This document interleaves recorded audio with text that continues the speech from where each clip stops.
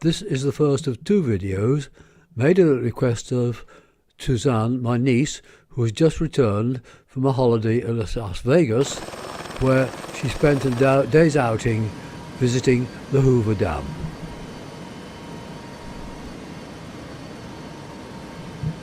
We start the flight at Boulder City Municipal Airport, flying out over the city initially, round to the dam, then back over Lake Mead to the marina.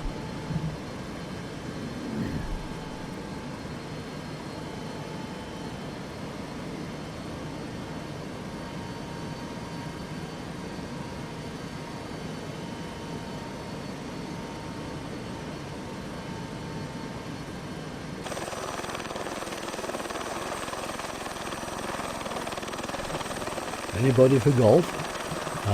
It must take a lot of water to keep this in pristine condition.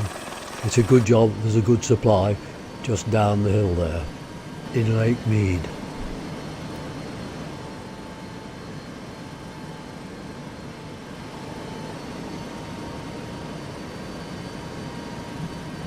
One of the objectives behind the building of the dam was to provide work for the unemployed during the Depression years of the early 1930s, and I believe it was 1,500 were employed there at that time, and Boulder City was built then to provide homes for them and their families.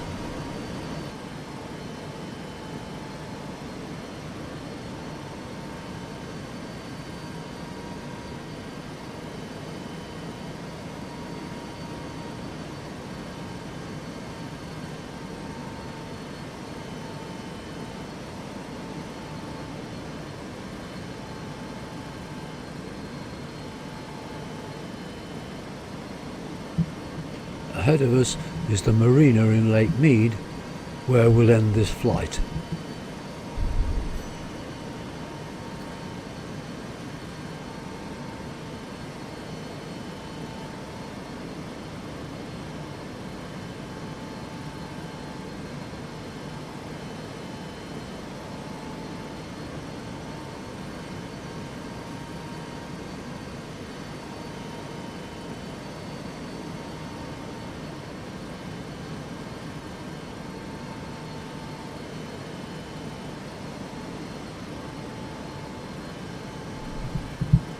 The highway below us and the Mike O'Callaghan Pat Tillman Memorial Bridge, which is just coming into view, didn't exist when my wife and I visited the dam in 1995.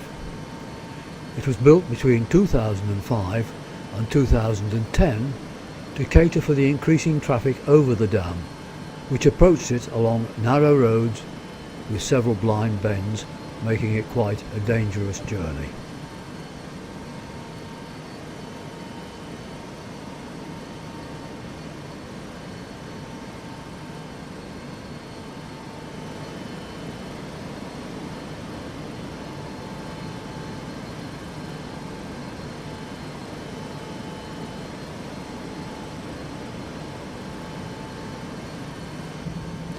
Proposals for a dam were started in the early 1920s and were ardently supported by Herbert Hoover, then Secretary of State, who eventually signed the contract to start the dam when he was President in 1931.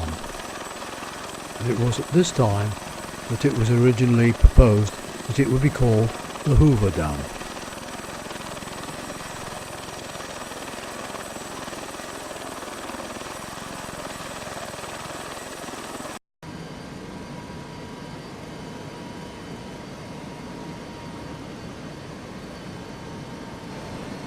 The dam was finally opened in 1936 when Franklin D. Roosevelt was president, but as he was not much of a fan of Herbert Hoover, he insisted on it being named the Boulder Dam.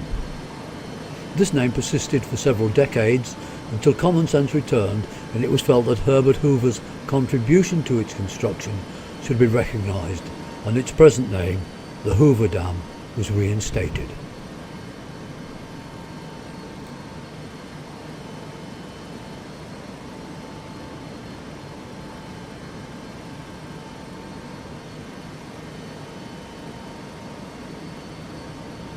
first stage in the building of the dam was to divert the river into tunnels dug into the sides of the canyon so that the river then bypassed the site where the work could proceed unimpeded even in periods of severe flood.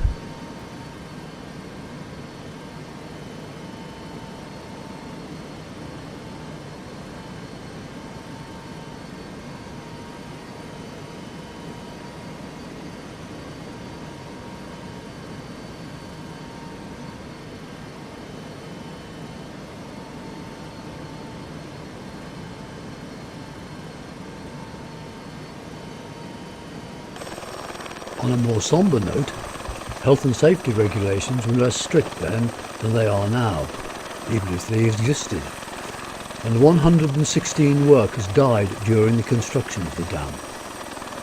Of these, 96 were classified as industrial accidents, and compensation had to be paid to the family.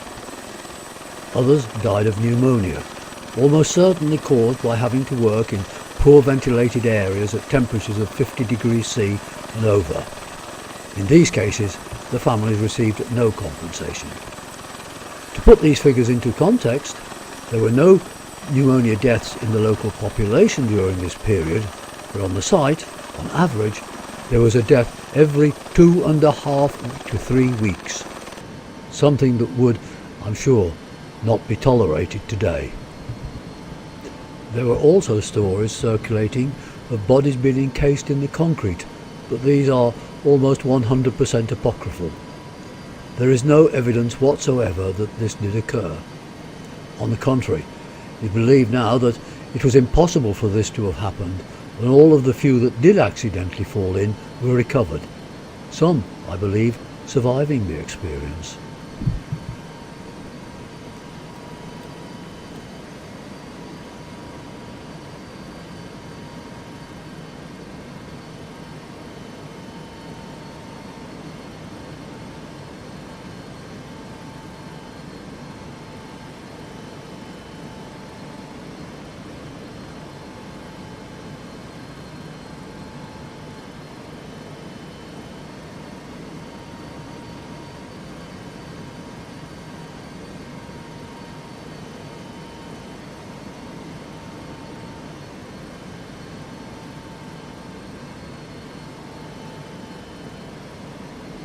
I certainly wouldn't like to make this part of the flight for real.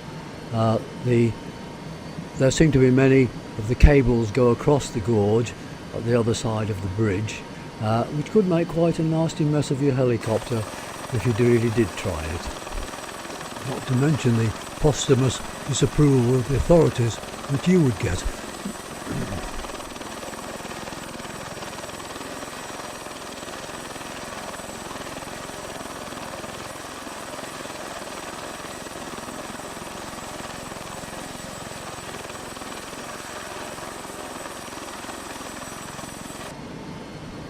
The dam itself was originally built to fulfill three functions.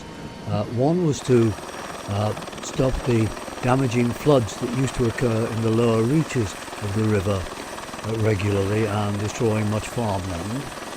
The second was as a water supply for the surrounding areas in Arizona, Nevada and California. And the third was, of course, to supply electricity to these areas as well. It has now successfully fulfilled these functions for the last 80 years or so.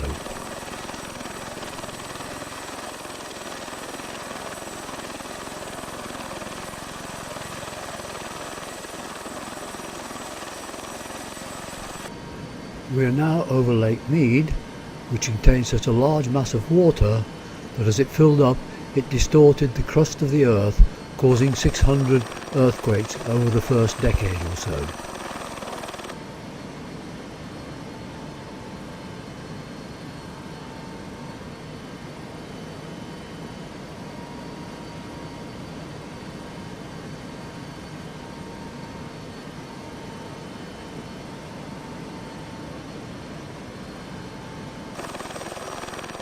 Yes, I did say back to the marina at the beginning, and now you can see why.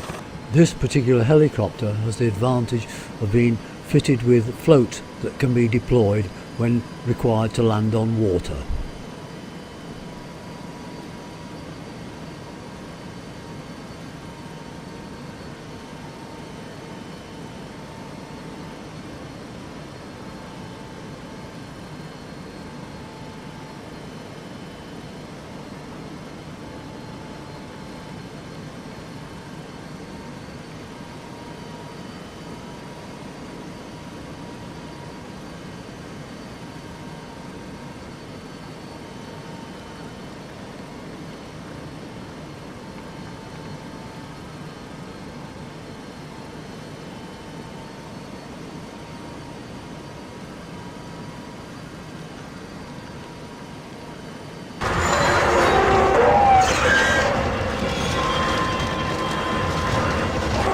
I do wonder, does it really make this noise on water?